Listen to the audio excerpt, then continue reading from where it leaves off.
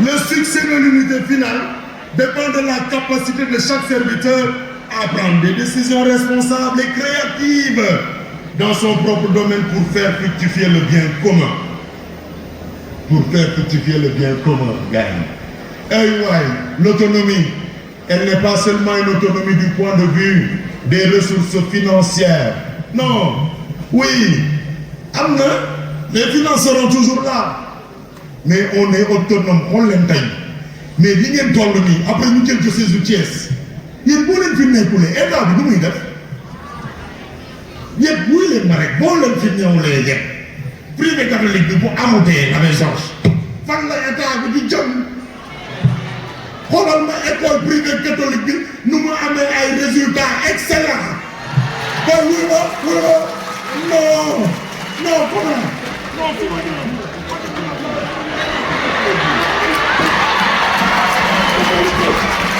su ma nee 100% moom la damay tëb man na lu sampu la ñu sampu gars yi dañoo nar a sampu ci li ñu yore dañoo nar a sampu ci réussite bi dañoo nar a sampu ci compétence bi dañoo nar a sampu ci autonomie bi fi dem kanam rek oh tenez-vous bien celui qui vous parle il est enfant et fils unique d'une enseignante.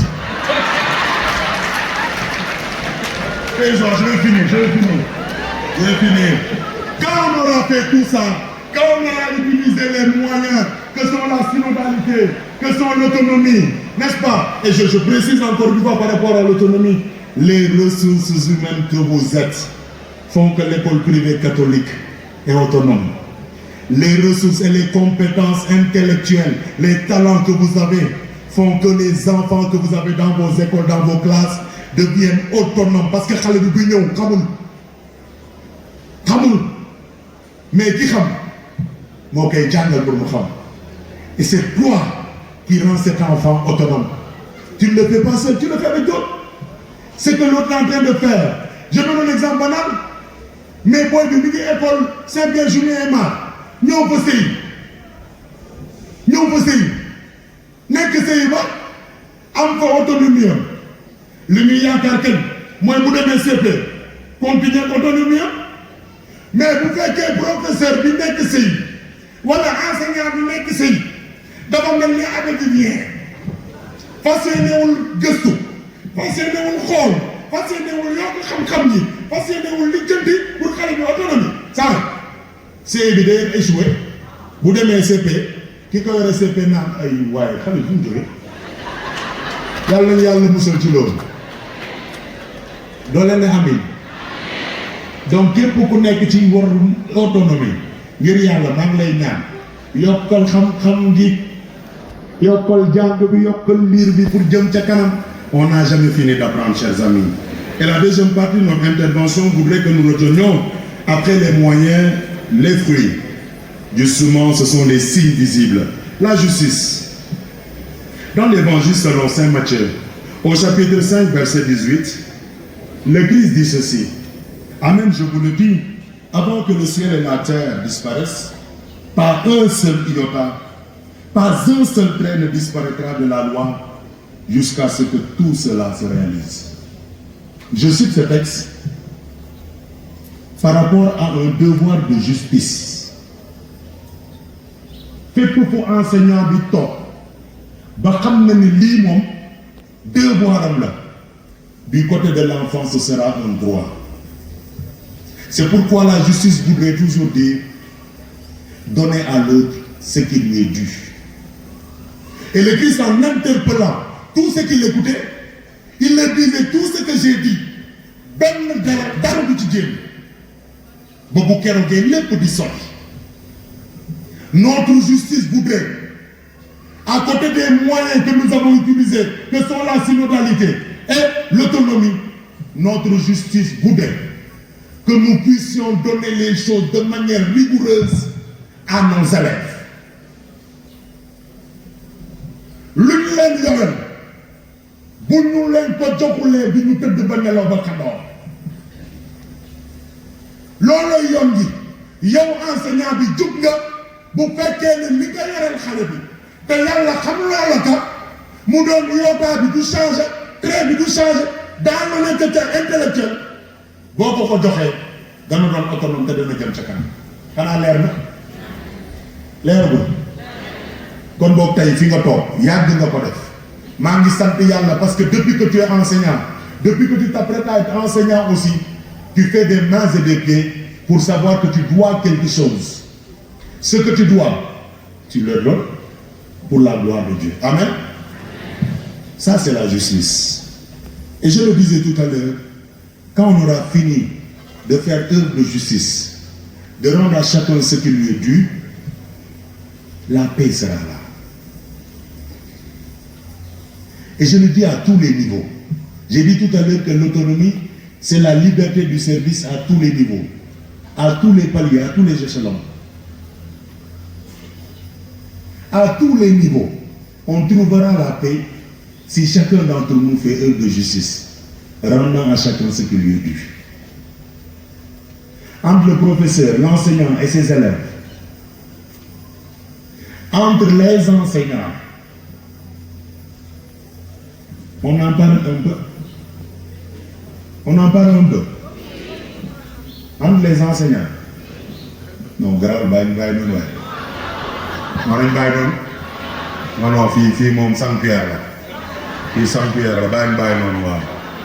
mais c'est juste pour dire, de Chahut, c'est juste pour vous demander, dans la synodalité, dans l'autonomie, de faire preuve de justice pour la paix entre nous.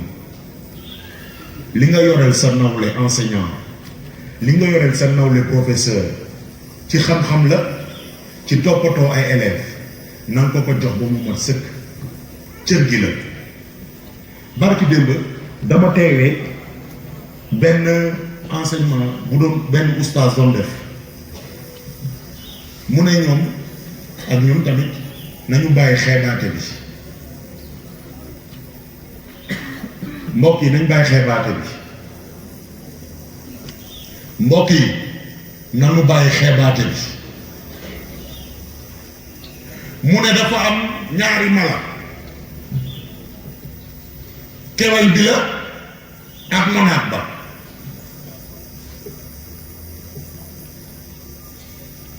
kewal bi ñëw xeeb monaat ba di ko tëkku ne ko bu ñuy daw Dakar ba Thiès maa la jiitu monaat bi ne ko waaw nan ci dem Iran yi nag xeex bi day jool monaat bi comme kenn mën a koo ràññee xàmmee ko mu dem woo ay mokkam monaat du synodalité mu dem woo ay mbokkam monaat bàyyi leen xeebaate bi te dee leen sot moo gën a wër pareegul de ma gën a defaru jox ma micro ma xool monaat gaaw monaat luy monaat ah torture monaat ba dem def synodalité daal di woo ay mbokkam monaat man nag maa fekkee jotaay ba concertation bi entre les monaat maa fa newoon bi ma ñëwee njëkk dégg premier monaat bi mooy monaat bi kéwal bi kii woon tëkkoon mu ne leen gars yi kaay leen dama am kaar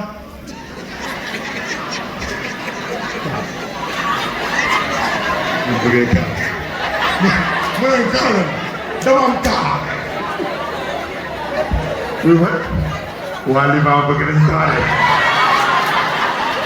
donc waa Liban kaare ñu kaar monaat yëpp ñëw mais xam nga monaat yi des fois yenn monaat yi dañuy làkk chinois yeneen monaat yi dañuy làkk arabe léegi man monaat yi dégg arabe nu mu tëdd yi déggul arabe laa doon traduire kii bi affaire yi quoi yéen a ko comprendre léegi monaat yi ñun suñu concertation parce que la synodalité c'est la co-responsabilité de l'écoute mutuelle ñuy concerté wu xam nga lay wax ñu ne premier monaat bi day toog buntu palais fekk kéwél nga foofu la nekk ñu ne deuxième monaat bi na dem ba pompier xaar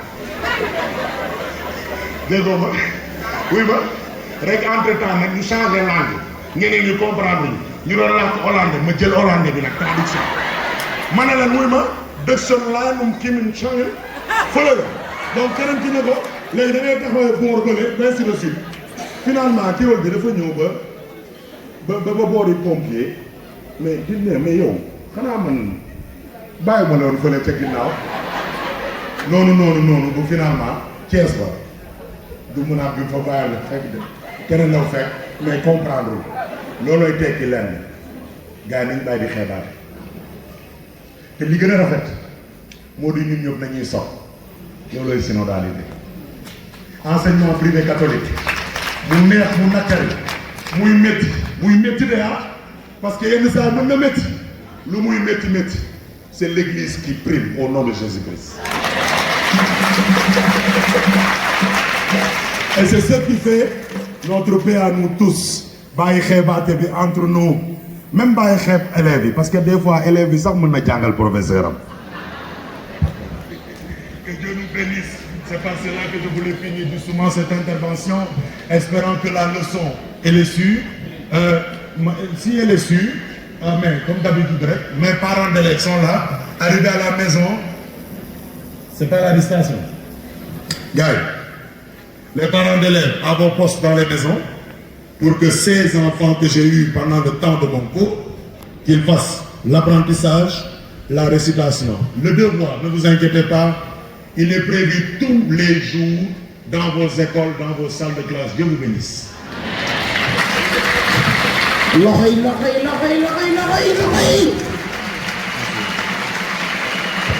Avec Vivien Auguste Nadac, je vais vous dévoiler un secret. Jeudi dernier, c'était quel jour du mois? Jeudi dernier, c'était quand? Mercredi, pardon. C'était quand? Le 11. Happy birthday to you.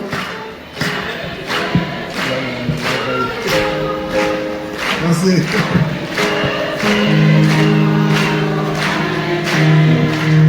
Happy birthday to you. Avec l'orchestre. On y va. On y va. 1, 2. Toyo. Ouais, je vous sens pas. Non. On reprend.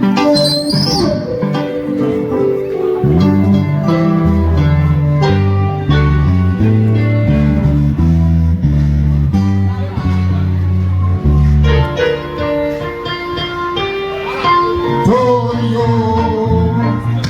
Happy birthday to you. Happy birthday to you. Happy birthday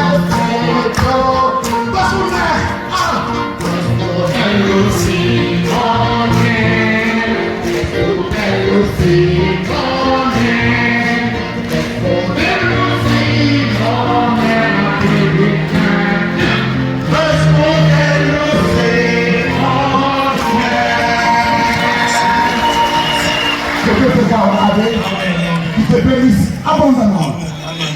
Voilà. Gars yi bu ñu siisu dañ ko ñaanal bu ñu siisu dañ ko ñaanal. Alors juste rappeler qu'il y a certaines écoles qui n'ont pas encore donné leur effectif. Elles voudront bien se